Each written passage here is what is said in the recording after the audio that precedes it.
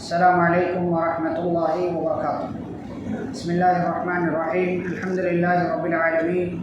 وبہ نستعین والصلاۃ والسلام علی رسولہ الامین نبینا محمد وعلی آلہ واصحابہ اجمعین، اما بعد۔ آج کی اس مجلس میں تذکرہ ہوگا رسول اکرم صلی اللہ علیہ وسلم کے ایک سفیر اور نبی صلی اللہ علیہ وسلم کے قاصد حضرت عبداللہ بن حذافہ سہمی رضی اللہ تعالیٰ عنہ کا۔ حضرت عبداللہ بن حذافہ سہمی رضی اللہ تعالیٰ عنہ یہ حبشہ کی ہجرت سے کچھ پہلے مسلمان ہوئے تھے، مکہ کے اندر ہی پیدا ہوئے تھے، وہیں کے رہنے والے تھے، اور شروع میں بالکل مسلمان ہوئے، جبکہ چند گنے چنے لوگ ہی مسلمان ہوئے تھے، اور رسول اکرم صلی اللہ علیہ وسلم کی دعوت کو قبول کیا۔ اور جب مسلمانوں کو ستایا جانے لگا تو آپ صلی اللہ علیہ وسلم کے حکم سے کچھ لوگ جو حبشہ ہجرت کر کے گئے، ان میں حضرت عبداللہ بن حذافہ سہمی رضی اللہ تعالیٰ عنہ بھی شامل تھے۔ اور پھر جب بعد میں پیارے رسول صلی اللہ علیہ وسلم ہجرت کر کے مدینہ پہنچے اور حبشہ کے مسلمانوں کو بھی معلوم ہوا کہ حالات بدل گئے ہیں اور مسلمانوں کا اپنا علاقہ، مسلمانوں کی اپنی حکومت مدینہ کے اندر بن رہی ہے، تو حبشہ کے مسلمانوں کے دلوں میں بھی خواہش پیدا ہوئی کہ کاش ہمیں بھی رسول اکرم صلی اللہ علیہ وسلم کے پاس جانے کا موقع ملتا، اور بہرحال یہ موقع ملا۔ اور سن 6 ہجری میں جنگ خیبر کے بعد یہ تمام حبشہ کے مہاجرین دوبارہ ہجرت کر کے مدینہ پہنچ گئے اور رسول اکرم صلی اللہ علیہ وسلم سے ملاقات کی۔ اس کے بعد کی جنگوں میں حضرت عبداللہ بن حذافہ رضی اللہ تعالیٰ عنہ شامل رہے، لیکن حضرت عبداللہ بن حذافہ رضی اللہ تعالیٰ عنہ کی زندگی کے 2 اہم مواقع ہیں، وہی 2 بات میں ان کے تعلق سے صرف ذکر کروں گا آپ کے سامنے۔ پہلا موقع جب آیا کہ جب مشرکین سے صلح حدیبیہ کے موقع سے صلح ہو گئی اور 10 سال کے لیے جنگ بندی کا اعلان کر دیا گیا، تو اب رسول اکرم صلی اللہ علیہ وسلم نے اس موقع سے فائدہ اٹھاتے ہوئے بادشاہوں، ذمہ داروں، عمرا، گورنروں کے نام خطوط روانہ کیے۔ تو یہ خط لے کر کے کون جائے گا، اس کی ایک ٹیم تیار کی صحابہ کی، جن کو حالات کا، جن کو راستوں کا بخوبی علم تھا۔ اسی ٹیم میں ایک نام تھا حضرت عبداللہ بن حذافہ رضی اللہ تعالیٰ عنہ کا۔ آپ صلی اللہ علیہ وسلم نے ان کو منتخب کیا، ان کو بتایا کہ آپ سب کی کیا ذمہ داری ہوگی، اور شروع میں 8 بڑے بڑے لوگوں کے نام آپ صلی اللہ علیہ وسلم نے خط روانہ کیے۔ روم کے بادشاہ، ایران کے بادشاہ، حبشہ کے بادشاہ، عمان کے بادشاہ اور دیگر بادشاہوں کی طرف، مصر کے بادشاہ وغیرہ کی طرف آپ صلی اللہ علیہ وسلم نے خطوط بھیجے، لیٹرز بھیجے۔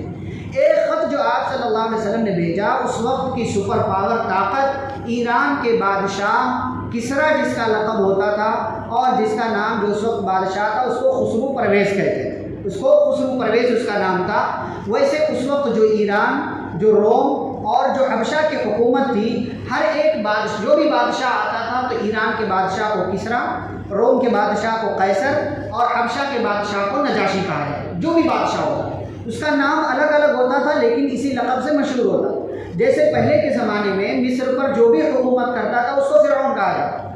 اس کو فرعون کہا جاتا تھا۔ تو موسیٰ علیہ السلام کے زمانے والا فرعون الگ ہے، دوسرے فرعون اور ہوتے رہے۔ ایسے ہی آج بھی بہت سارے ملکوں میں جہاں کوئی ذمہ دار ہوتا ہے، UK وغیرہ میں آج بھی کوئی بھی ذمہ دار ہو، اس کا نام اسی سے اول، دوم، سوم، چہارم اسی طریقے سے چلتا رہتا ہے، لیکن نام وہی ہوتا ہے۔ تو ایران کا جو بادشاہ تھا جس کو کسریٰ کہا جاتا تھا، اس کا نام خسرو پرویز تھا۔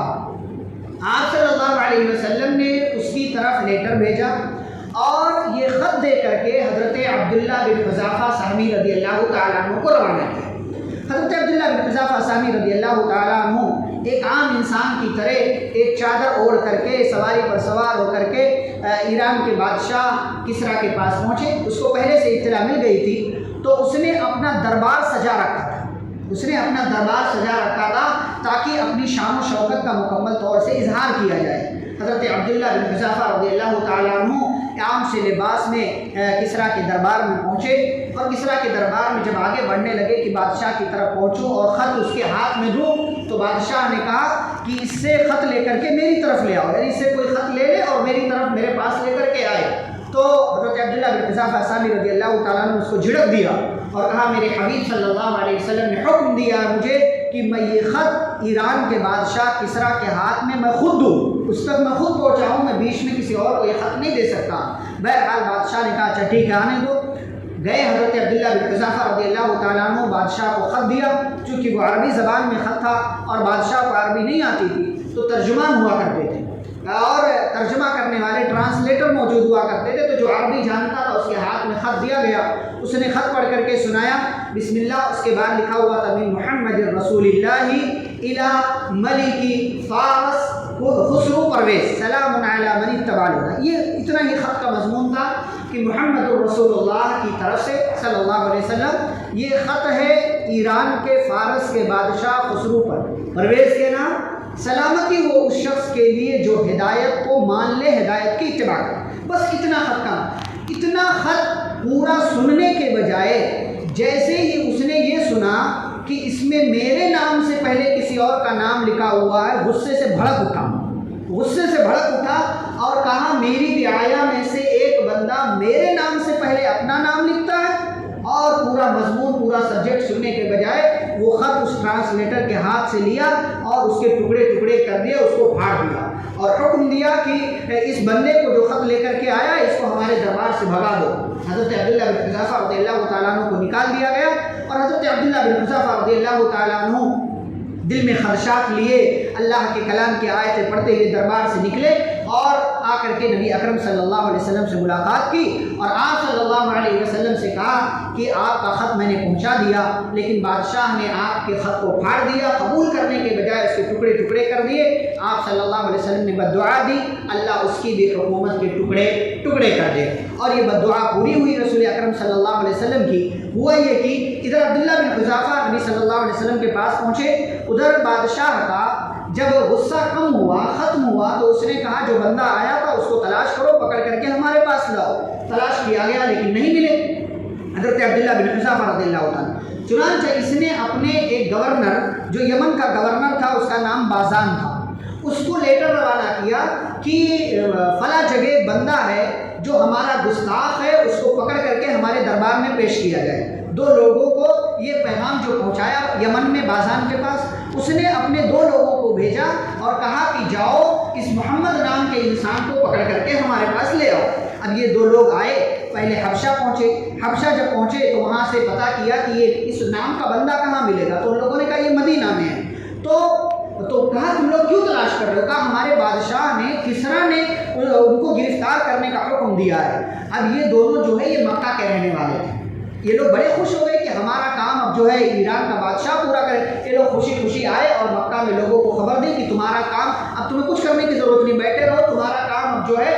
سپر پاور طاقت ایران کا بادشاہ جو ہے خسرو پرویز کرے گا۔ ادھر یہ دونوں لوگ پہنچے پیارے نبی صلی اللہ علیہ وسلم کے پاس اور کہا کہ ہمارے بادشاہ نے آپ کو یاد کیا ہے، اگر آپ صحیح طریقے سے چلیں تو بہت اچھی بات ہے، ورنہ ہمیں زبردستی کرنا پڑے گا۔ رسول اکرم صلی اللہ علیہ وسلم نے کہا ابھی آئے ہو، ٹھہرو، آرام کرو، کل بات کریں گے۔ کل کا دن آیا، یہ دونوں پھر سے آئے اور کہا کیا خیال ہے، آپ نے من بنا لیا چلنے کا؟ نبی اکرم صلی اللہ علیہ وسلم نے فرمایا کیا بادشاہ، کیا طاقت، کیا حکومت، کیا خسرو پرویز، جاؤ، اللہ رب العالمین نے میری بددعا اس کے تعلق سے قبول کر لی ہے اور خود اس کے بیٹے شہرویہ نے اس کو قتل کر دیا ہے، اس کو قتل کر دیا۔ یہ دونوں حیران ہو گئے کہ آپ کیا کہہ رہے ہیں، آپ کہا میری بات سچی ہے، جاؤ اور اس کی تصدیق کرو۔ یہ دونوں باہر نکلے اور دونوں نے آپس میں کہا کہ چلو دیکھتے ہیں، اگر اس بندے کی بات سچی ہے تب تو یہ سچا ہے، لیکن اگر جھوٹا ہے تو پھر ہمارے بادشاہ کا قہر اس کے اوپر نازل ہوگا۔ یہ دونوں یمن پہنچے، یمن کے گورنر کو خبر دی اور یمن کے گورنر سے کہا کہ اس نے ایسا ایسا کہا۔ اسی دوران جو اب ایران کا نیا بادشاہ بن گیا شہرویہ خسرو پرویز کا بیٹا، اس کا ایک لیٹر آیا اس بازان کے پاس جو کہ یمن کا گورنر تھا، اور اس نے لکھا تھا کہ ہمارا اگلا آرڈر آنے تک جو ذمہ داری میرے باپ نے تمہیں دی تھی اس کو معلق کر دو، اس کو اسٹاپ کر دو، اور یاد رکھو کہ میں نے اپنے باپ کو قتل کر دیا ہے کیونکہ میرا باپ نہایت ہی برا تھا، میرے باپ نے ہمارے علاقے کے شریفوں کو قتل کیا ہے، میرے باپ کے حکومت میں ہمارے یہاں کی عورتوں کی عزتیں محفوظ نہیں تھیں، اس لیے میں نے اپنے باپ کو قتل کر دیا۔ یہ سننا تھا کہ یمن کا جو گورنر تھا بازان، اس نے خط کو پھینکا اور رسول اکرم صلی اللہ علیہ وسلم کے دین کے قبول کرنے کا اعلان کیا اور مسلمان ہو گیا، اس کے ساتھ ہی ساتھ فارس کے، ایران کے بہت سے سپاہیوں نے رسول اکرم صلی اللہ علیہ وسلم کا لایا ہوا دین قبول کر لیا۔ تو یہ مکمل داستان ہے، یہ مکمل واقعہ ہے اس ایک خط کا، جو خط حضرت عبداللہ بن حذافہ سہمی رضی اللہ تعالیٰ عنہ لے کر کے ایران کے بادشاہ خسرو پرویز کے دربار میں گئے تھے، اور اس طریقے سے اس کا یہ انجام ہوا۔ دوسرا واقعہ جو حضرت عبداللہ بن حذافہ رضی اللہ تعالیٰ عنہ کے تعلق سے اہم واقعہ ہے، تاریخ کی کتابوں میں محفوظ ہے، وہ یہ کہ پیارے رسول صلی اللہ علیہ وسلم کا انتقال ہوا، ابو بکر صدیق رضی اللہ عنہ کا زمانہ آیا، پھر حضرت عمر رضی اللہ تعالیٰ عنہ کا دور آیا، علاقے فتح ہونے لگے، تو روم کا بادشاہ جو تھا 19 ہجری میں مسلمانوں پر حملہ کرنے کا پلان کر رہا تھا۔ ادھر عمر رضی اللہ تعالیٰ عنہ روم پر حملہ کرنے کا پلان بنا رہے تھے، اور ادھر روم کے بادشاہ نے یہ اعلان جاری کیا تھا کہ اگر کوئی مسلمان قیدی پکڑ میں آ جاتا ہے، اگر اس کو پکڑ سکتے ہو تو ہمارے دربار میں پکڑ کر لے آؤ۔ چنانچہ کئی مسلمانوں کو روم کے سپاہیوں نے گرفتار کر لیا، گرفتار کر کے اپنے بادشاہ قیصر کے پاس لے کر کے گئے۔ قیصر کے پاس جب پہنچے تو بادشاہ نے سارے قیدیوں کو قید کر دیا۔ عبداللہ بن حذافہ سہمی رضی اللہ تعالیٰ عنہ سے اس نے کہا کہ دیکھو آپ شریف لگتے ہو، اچھے لگتے ہو، ہمارا دین قبول کر لو، ہم تمہیں جو ہے چھوڑ دیں گے۔ حضرت عبداللہ بن حذافہ رضی اللہ تعالیٰ عنہ نے انکار کر دیا۔ پھر اس نے کہا کہ آپ ہمارا دین قبول کر لو، ہم اپنے یہاں اپنی حکومت میں آپ کو کوئی اچھا سا عہدہ دے دیں گے۔ حضرت عبداللہ بن حذافہ سہمی رضی اللہ عنہ نے انکار کر دیا، اور اس کے بعد ان کو جیل میں ڈال دیا گیا، قید میں ڈال دیا گیا، اور پھر بادشاہ نے حکم سنایا کہ ان کو پھانسی دے دی جائے، ان کو سولی پر لٹکا دیا جائے۔ چنانچہ حکم پر عمل کرنے کی تیاری ہونے لگی، اور ان کو لٹکایا گیا، اور لٹکایا جب گیا تو بادشاہ نے حکم دیا کہ ان کو تیر مارو، اور تیر مارو ایسی جگہ کہ ان کے ہاتھ پاس وہ تیر لگے، ان کو نہ لگے۔ جب تیر کی بوچھار شروع ہوئی تو پھر سے یہ بادشاہ حضرت عبداللہ بن حذافہ رضی اللہ تعالیٰ عنہ کو آفر دیتا ہے کہ آپ ہمارا دین قبول کر لو، ہمارا دین قبول کر لو، عیسائیت اپنا لو، تمہاری جان بچ جائے گی۔ حضرت عبداللہ بن حذافہ نے انکار کر دیا۔ بادشاہ نے پھر سے تیر کا حملہ کرنے کا حکم دیا اور کہا پیر کے پاس مارو، پیر کے پاس مارا گیا، پھر سے آفر کیا، انہوں نے انکار کر دیا، کہا ان کو نیچے اتارو، نیچے اتارا گیا، اور ایک بڑے سے کڑاہے میں، ایک بڑے سے برتن میں جو ہے تیل کو گرم کرنے کا اعلان کیا بادشاہ نے، کہا تیل گرم کرو، ہم اس بندے کو اس میں جلا کر کے ختم کریں گے۔ حضرت عبداللہ بن حذافہ رضی اللہ تعالیٰ عنہ کے سامنے تیل گرم کیا گیا، اور جب تیل اچھی طریقے سے گرم ہو گیا تو دو مسلمانوں کو بلایا جو قیدی تھے، ان میں سے ایک مسلمان قیدی کو بادشاہ نے اس گرم تیل میں ڈالنے کا حکم دیا، تو اس مسلمان کو اس گرم تیل میں ڈال دیا گیا۔ اور آپ جانتے ہیں کہ گرم تیل میں کوئی چیز پڑ جائے اس کی کیا حیثیت ہوتی ہے، ان کے ساتھ وہ معاملہ ہوا۔ حضرت عبداللہ بن حذافہ رضی اللہ تعالیٰ عنہ سے بادشاہ نے کہا تم ہمارا دین قبول کر لو ورنہ تمہارے ساتھ بھی یہی سلوک ہوگا۔ حضرت عبداللہ بن حذافہ رضی اللہ عنہ نے انکار کر دیا، بادشاہ نے کہا ڈال دو۔ جب سپاہی لے کر کے جانے لگے، حضرت عبداللہ بن حذافہ رضی اللہ تعالیٰ عنہ رونے لگے، آنکھوں سے آنسو بہنے لگے، تو سپاہیوں نے دیکھا اور کہا یہ تو واقعی رو رہا ہے۔ بادشاہ نے سمجھا کہ کہیں جان کے خوف سے رو رہا ہوگا، کہا ہمارے پاس لاؤ۔ لایا گیا تو کہا کہ اب تو ہمارا دین قبول کر لو،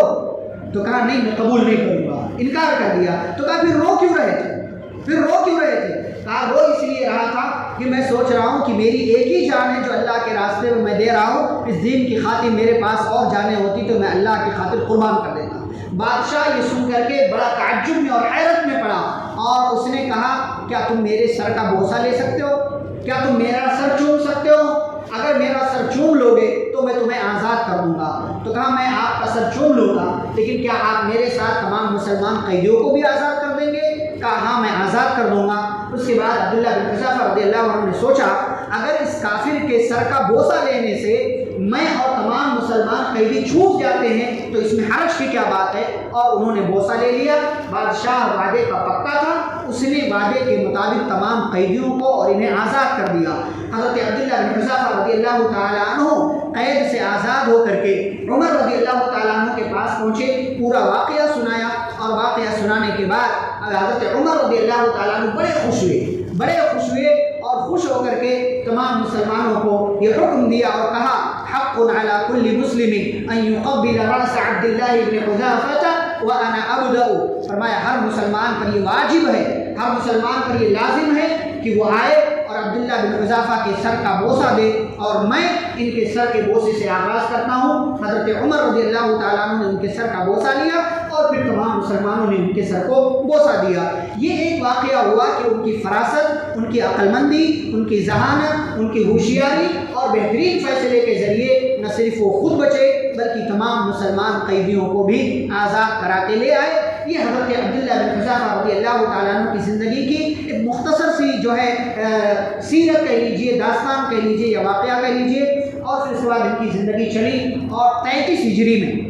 مختلف جنگوں میں شریک رہے، کمانڈر تھے، لیڈر تھے، قائد تھے، مختلف جنگوں میں شریک رہے۔ ان کی ذہانت سے مسلمان فائدہ اٹھاتے تھے، اور ان کی ایک بڑی خوبی یہ تھی کہ جیسے ہمارے یہاں بعض لوگ ہوتے ہیں نا کہ جو ہنسانے کا کام کرتے ہیں، یعنی کچھ بھی بولتے ہیں تو ان کی زبان میں ایک لطیفہ جیسا ہوتا ہے کہ وہ ہوتے ہیں مجلس میں تو مجلس جو ہے ہنسنے مسکرانے والی رہتی ہے۔ ایسے ہی حضرت عبداللہ بن حذافہ رضی اللہ عنہ جہاں بھی موجود رہتے غم کا ماحول نہیں بننے دیتے تھے، ہنسنے ہنسانے کا کام کرتے رہتے، اور جھوٹ بول کر کے نہیں،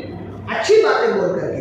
اچھے انداز میں بول کر کے ہنسنے ہنسانے کا کام حضرت عبداللہ بن حذافہ رضی اللہ تعالیٰ عنہ کرتے رہتے۔ اور اسی وجہ سے بعض لوگوں نے ان کو صاحب لطیفہ کہا ہے کہ یہ ہنسنے ہنسانے والے لوگوں میں سے تھے، ہنسنا ہنسانا ان کا کام تھا، غم کے ساتھ رہنا اور جو ہے ایک پریشانی والا ماحول ان کو پسند نہیں تھا، اس لیے ہنسنے ہنسانے کی بات کرتے رہتے تھے، جنگوں میں بھی شریک رہے۔ اور 33 ہجری میں 33 ہجری میں حضرت عثمان رضی اللہ تعالیٰ عنہ کی خلافت میں عبداللہ بن حذافہ سہمی رضی اللہ تعالیٰ عنہ کا انتقال ہوا، اور اس طریقے سے ایک صحابی، ایک بہترین صحابی، نبی اکرم صلی اللہ علیہ وسلم کے سفیر اور مسلمانوں کے پیشوا اور مسلمانوں کے جرنیل حضرت عبداللہ بن حذافہ رضی اللہ تعالیٰ عنہ کی زندگی مکمل ہوتی ہے۔ اللہ رب العالمین سے دعا ہے اللہ ہم سبھی کو صحابہ کرام سے محبت کرنے اور ان کے حقوق ادا کرنے کی توفیق عطا فرمائے۔ آمین۔ صلی اللہ علیہ نبی الکریم۔ السلام علیکم ورحمۃ اللہ وبرکاتہ۔